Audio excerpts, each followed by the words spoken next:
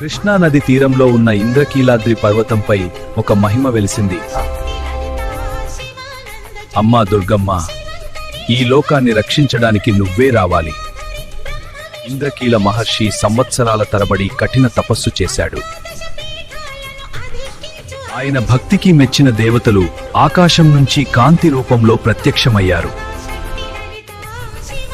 మహర్షి, నీ భక్తి నన్ను సంతోషింది.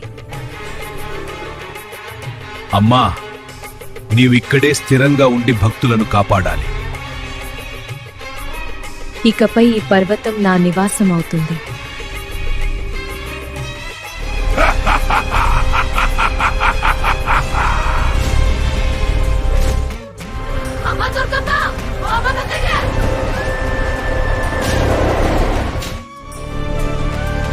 అధర్మానికి అంతం దగ్గరలోనే.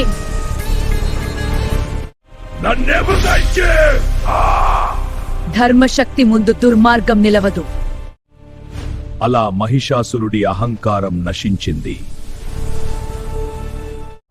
జై కనకదుర్గమ్మ తల్లి, జై కనకదుర్గమ్మ తల్లి, జై కనకదుర్గమ్మ తల్లి. అప్పటి నుంచి విజయవాడలో కనకదుర్గమ్మ భక్తులను కాపాడుతోంది.